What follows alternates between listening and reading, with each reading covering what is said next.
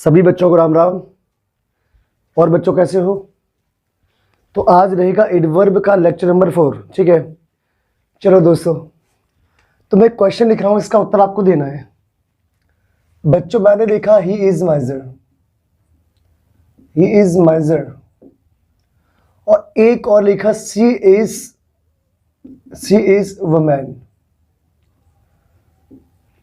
ये आपको सही करना है, ठीक है। अब ऐसे क्वेश्चन को सही करने के लिए ना थोड़ा सा आपको अलग से एफर्ट करने पड़ेंगे, ठीक है। तो इनको मैं लॉजिकली बताता हूँ। देखो बेटा, ऐसे क्वेश्चन को समझने के लिए ना आपको एक बात याद रखना है कि बी फॉर्म के फंक्शंस आपको याद रखने हैं। जैसे बी फॉर्म जो होता है ना बच्चे, ये होता है आपका is, am, are, was, were, be, और बीइंग। ये आपका बी फॉर्म होता है, ठीक है। अब बी फॉर्म के साथ में 4 कंडीशन होते हैं बच्चे। पहला होता है बिफोर, दूसरा होता है वर्ब का थर्ड फॉर्म, तीसरा होता है सिंगुलर काउंटेबल नाउन, और चौथा होता है एडजेक्टिव। ये बात आपको पता होना चाहिए। देखो कंडीशंस और भी होती हैं, लेकिन 4 ये मेन कंडीशन होते हैं, ठीक है। अब जैसे पहला क्या होता है बिफोर, कि बी फॉर्म के साथ में आपका आएगा आईएनजी फॉर्म। कौन सा फॉर्म आएगा बच्चे? आईएनजी फॉर्म आएगा। जैसे मैंने लिखा सी इज टीचिंग इंग्लिश। ये क्या है बच्चे? ये यहां पे इज ये रहा बी फॉर्म, और बी फॉर्म के साथ में आईएनजी फॉर्म है, ठीक है। फिर मैंने लिखा बच्चों she was taught by someone. तो यहां पे ये रहा बी फॉर्म, और बी फॉर्म के साथ में ये रहा थर्ड फॉर्म। हाँ या ना? तो ये कौन सा फॉर्म है बच्चे? थर्ड फॉर्म है। अब इसको देखो, मैंने लिखा यू आर, या सी इज ले लो, सी से ही बना रहे तो सी ले लो। सी इज अ गर्ल। तो आपको याद रखना है कि अगर इसके साथ में सिंगुलर काउंटेबल नाउन है ना, तो यहाँ पे एक आर्टिकल का या किसी इंडिकेटिंग एडजेक्टिव का होना जरूरी है। और इंडिकेटिंग एडजेक्टिव क्या होता है ये मैं आपको बता चुका हूँ। इंडिकेटिंग एडजेक्टिव होगा बच्चों क्या? माई, हुआ, our, your, his, her, its, their, the, this, that, this, those. ये आपके इंडिकेटिंग एडजेक्टिव होते हैं। तो बच्चे ये आपका यहाँ पे इंडिकेटिंग एडजेक्टिव है। समझ आया कि नहीं आया? अब इसको देखो एडजेक्टिव को, तो मैंने बोला सी इज इंटेलिजेंट। तो चौथी कंडीशन क्या होती है बच्चों यहाँ पे? एडजेक्टिव। तो ये बच्चों वास्तव में आपका एडजेक्टिव हो गया। तो आपको याद रखना है कि बी फॉर्म के साथ में 4 कंडीशन होती हैं, और चौथी कंडीशन हमारी क्या होती है बच्चों? एडजेक्टिव। तीसरी कंडीशन क्या होगी बच्चों? Singular countable noun. और सिंगुलर काउंटेबल नाउन तभी माना जाएगा बच्चों जब यहाँ पे क्या आ जाएगा? ठीक है। सी इज टीचिंग इंग्लिश, तो यहाँ पे बच्चों टीचिंग आईएनजी फॉर्म है, ठीक है। और ये आपका यहाँ पे थर्ड फॉर्म है। तो हमें याद रखना है कि बी फॉर्म के साथ में कितनी कंडीशन होती हैं? बोलो 4। तो वास्तव में बी फॉर्म के साथ में 4 कंडीशन होंगी, ये बात आपको याद रखना है। अब बच्चों मेरी बात आपको समझ आ गई हो ना, तो इस क्वेश्चन को देख लो, ही इज माइजर को, ठीक है। सी इज वुमेन अभी हम लोग निपटाते हैं। चलो अब इसको देखो, ये आपका बी फॉर्म है, हाँ या ना? अब बी फॉर्म के साथ में कितनी कंडीशन बच्चे? 4। तो क्या इसमें हम लोग आईएनजी फॉर्म लगा दें, माइजरिंग कर दें क्या? नहीं बच्चे, माइजरिंग नहीं करेंगे, क्योंकि हमें मालूम है माइजर हमारा नाउन है। तो ये गलत है। इसका थर्ड फॉर्म कर दें हम लोग माइजर्ड। बिल्कुल नहीं करेंगे। क्यों नहीं करेंगे भाई? क्योंकि ये आपका नाउन है, और नाउन का थर्ड फॉर्म होता नहीं है सिंगुलर काउंटेबल नाउन। हाँ ये कंडीशन बन सकती है, लेकिन आपको याद रखना ये कंडीशन कब बनेगी बच्चों? जब यहाँ पे एक आर्टिकल आएगा और ये इसका उत्तर सही माना जाएगा। चौथी कंडीशन एडजेक्टिव होती है। तो आपको मैं बता चुका हूँ कि नाउन में एलवाई लगाने से एडजेक्टिव बन जाता है। तो दूसरा इसका उत्तर क्या हो जाएगा? माइजरली। तो आप इस बात को ऐसे लिखो या ऐसे लिखो, वो तुम्हारी मर्जी है, हाँ या ना? और आपको याद रखना है एग्जामिनेशन में कुछ भी पूछ लेता है, हो सकता है ऑप्शन में ये उत्तर ना हो, ये हो। तो मेरा मानना ये कि बच्चों को एक से ज़्यादा कंडीशंस पता होनी चाहिए, लिखने के बारे में पता होना चाहिए। अगर आप लोग रट्टा मारे हो ना बच्चों, तो आपके साथ में समस्या हो जाएगी, ठीक है। चलो फिर हमने देखा शी इज वुमेन, ये क्वेश्चन है। अब यहाँ पे सी आप लोग कैपिटल लिखना, मुझे स्मॉल लिखने की एक्चुअली आदत है। तो बेटा इसमें देखो वुमेन, इसमें बी फॉर्म रहा, ये रहा, और बी फॉर्म के साथ में 4 कंडीशन। तो बेटा इसमें एक बात बताओ, ये जो वुमेन है ये क्या है बच्चों, नाउन है।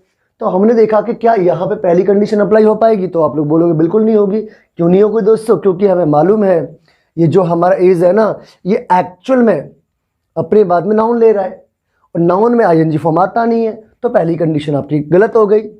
फिर आते हैं हम लोग दूसरी कंडीशन पे, थर्ड फॉर्म पे। क्या बेटा इसका थर्ड फॉर्म बना दोगे वुमेन? नहीं ना, क्योंकि हमें मालूम है ये आपका क्या है, थर्ड फॉर्म है, और ये रहा नाउन। नाउन का कभी थर्ड फॉर्म नहीं बनेगा। तीसरा इसका उत्तर क्या रहेगा बच्चे, अ वुमेन, ये सही है।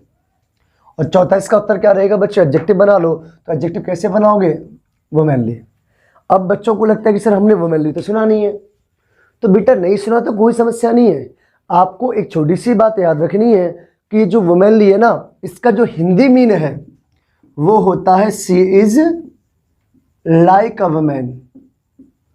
क्या होगा बच्चे, सी इज लाइक अ वुमेन, यानी सी और सी इज वुमेनली का मतलब होगा, मान लो कोई लड़की ऐसी है जो जल्दी ग्रो कर गई और उसकी आदतें हरकतें कैसी हैं बच्चों, औरतों जैसी हैं, लेकिन वो औरत नहीं है, तो हम लोग क्या बोलेंगे उसे, सी इज वुमेनली। और सी इज अ वुमेन का मतलब क्या हो जाएगा बच्चे, वह एक औरत है।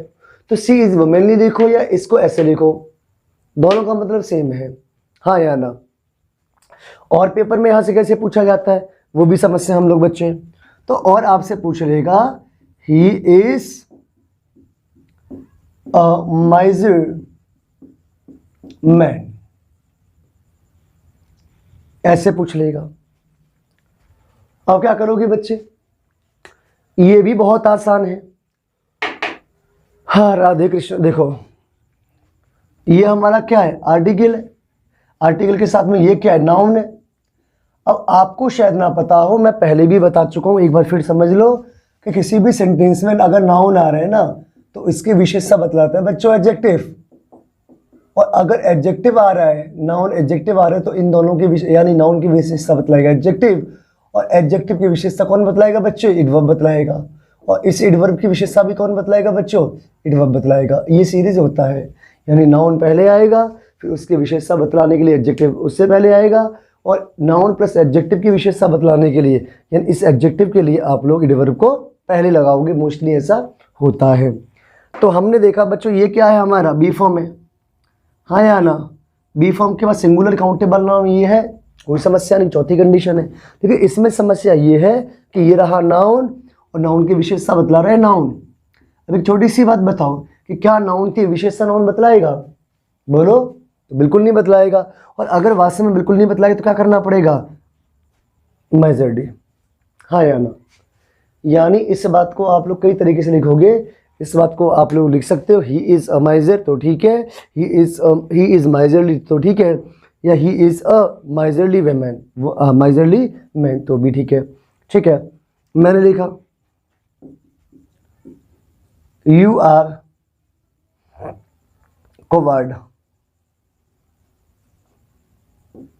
ये सही है गलत, देखो भाई, यू आर कोवर्ड। तो अगर आपको पता हो तो कल के लेक्चर में मैंने बताया कोवर्ड जो शब्द है बच्चे ये नाउन है, हाँ या ना। अब नाउन है तो भैया यहाँ पे सबसे पहले क्या करोगे, बी फॉर्म, ये बी फॉर्म है, बी फॉर्म की कंडीशन फॉलो करोगे। अब बी फॉर्म की कंडीशन कितनी, 4। क्या इसमें आईएनजी लगा दें, बिल्कुल नहीं लगाओगे। क्या इसमें थर्ड फॉर्म बना दें, नहीं बनाओगे। क्या करोगे, या तो इसमें एलवाई लगा लो तो ठीक है, या कर दोगे अ कोवर्ड, हाँ या ना, बोलो, समझ आया कि नहीं आया। अगर आपको ज़्यादा प्रॉब्लम है तो आप इसको क्या कर सकते हो, अ कवर्ली मैन, ये भी ठीक है। तो इस बात को लिखने के हमारे पास में तरीके कितने हो गए, 3 हो गए। ठीक है बच्चे, तो यहाँ पर कवर्ड लगाओ, अ कवर्ड लगाओ, अ कवर्ड लगाओ, या अ कवर्ली मैन लगाओ। ठीक है, चलो अब हम लोग एक काम करते हैं बच्चों, ये आपका जो कॉन्सेप्ट है बी फॉर्म वाला, आई थिंक सो आपको कंप्लीट हो चुका है, ठीक, आपका क्लियर हो चुका है। ठीक है, अब हम लोग इससे थोड़ा सा आगे चलेंगे, और आगे हम लोग पढ़ेंगे बेटा एडवर्ब ऑफ फ्रीक्वेंसी। तो अगला जो हेडिंग रहेगा बच्चे वो रहेगा आपका पोजीशन ऑफ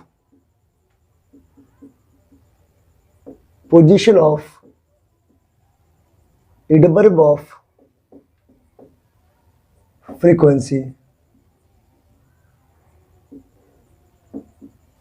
और ये मैं आपको बता चुका हूं, लेकिन मैं विवेक से कर तो नहीं रहा, कोई समस्या नहीं आ रही। चलो अब मैं आपको ये बता चुका हूं, इसमें आता है जैसे आपका ऑलवेज हुआ, हार्डली हुआ, स्कार्सली हुआ, SCAR स्कार्सली, सेल्डम हुआ, नेवर हुआ, नेवर इसमें मत लिखना, वो नेगेशन होता है, ऑफन हुआ, रेयरली हुआ, यूजुअली हुआ, फ्रिक्वेंटली हुआ, एटसेट्रा। ये सब शब्द मैं करा चुका हूं आपको बच्चों, ठीक है। ये आपके फ्रीक्वेंसी होते हैं, ठीक है। अभी काम करते हैं, मैं इनको हटा देता हूँ, इन चीज़ों को। आप एक काम करना, इसका स्क्रीनशॉट ले लेना, या इसके आप लोग क्या करोगे, शाबाश, इसका आप लोग बेटा इसके नोट्स बना लोगे, ठीक है, तो आपको समस्या नहीं होगी। चलो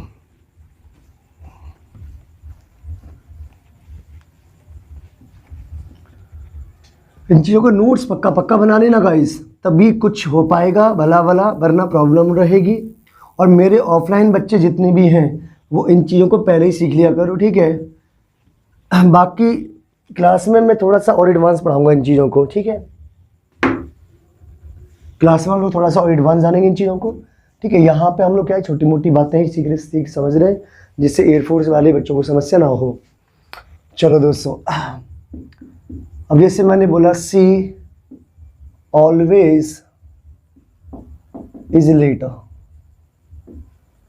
या मैंने बोला सी कम्स ऑलवेज लेटर। ये दो एग्जाम्पल है, क्या ये सही है बच्चों? देखो, तो शायद आपको यहाँ पे सब समझ आ रहा होगा, और नहीं समझ आ रहा हो तो टेंशन मत लो, मैं हूँ अभी, ठीक है। आपको कोई भी प्रॉब्लम नहीं होने दूंगा। आपको याद रखना है कि हमारा हेडिंग है position of adverb of frequency, और आपको याद रखना है कि जो फ्रीक्वेंसी की पोजीशन होती है वो कई सारी होती हैं। जैसे पहला पॉइंट कि मान लो कहीं पे सब्जेक्ट आ रहा है और बी फॉर्म आ रहा है, तो आप लोग जो फ्रीक्वेंसी रखोगे बच्चों वो बी फॉर्म के बाद में रखोगे। दूसरी कंडीशन, सब्जेक्ट आ रहा है और हेल्पिंग वर्ब आ रहा है और मेन वर्ब आ रहा है, मेन वर्ब आ रहा है, तो फ्रीक्वेंसी दोनों के बीच में होगी। तीसरी कंडीशन कि सब्जेक्ट आ रहा है और आपका हेल्पिंग वर्ब आ रहा है, और मेन वर्ब आ रहा है, तो फ्रीक्वेंसी दोनों के बीच में आएगा यहाँ पे। चौथी कंडीशन, सब्जेक्ट आ रहा है, हेल्पिंग वर्ब आ रहा है, फिर इसमें मेन वर्ब करना, हेल्पिंग वर्ब मेन वर्ब, इसमें हेल्पिंग वर्ब आ रहा है, दो हेल्पिंग वर्ब आएंगे तो फ्रीक्वेंसी दोनों हेल्पिंग वर्ब के बीच में आएगा, ठीक है। पांचवा, सब्जेक्ट आ रहा है तो फ्रीक्वेंसी यहाँ पे आएगा कब, जब भी हैज़, हैव या हैड के साथ में 2+V1 आता है, 2+ बच्चों B1 आता है। तो ये 5 कंडीशंस आपको पता होने चाहिए। समझ आ रहा है कि नहीं आ रहा? अब देखो, ये रहा आपका सब्जेक्ट और ये रहा आपका बी फॉर्म। कौन सा फॉर्म बच्चे? Be form. और अगर वास्तव में बच्चों ये बी फॉर्म है तो ये रहा हमारा फ्रीक्वेंसी। और अगर ये हमारी फ्रीक्वेंसी है ना, इसको यहाँ से हटाओ, यहाँ पे लगाना पड़ेगा। क्या आपको मेरी बात समझ आई? अरे बोलो यार। आई होप आपको ये मेरी बात समझ आ गई होगी, क्योंकि हमारा बी फॉर्म ये रहा और फ्रीक्वेंसी बी फॉर्म के बाद में आते हैं। ये सब्जेक्ट है, ये हेल्पिंग वर्ब है, सॉरी मेन वर्ब है, ये मेन वर्ब है। अब सब्जेक्ट और मेन वर्ब आ रहे तो इस फ्रीक्वेंसी को यहाँ से हटा के इन दोनों के बीच में रखना होगा। ये हमारी मजबूरी है। क्या आपको मेरी बात समझ आई? तो हमने जो सीखा वो बेटा ये सीखा कि बी फॉर्म के बाद में फ्रीक्वेंसी आता है और सब्जेक्ट और मेन वर्ब के बीच में आता है। अब जैसे मैंने लिखा ही हार्डली हैज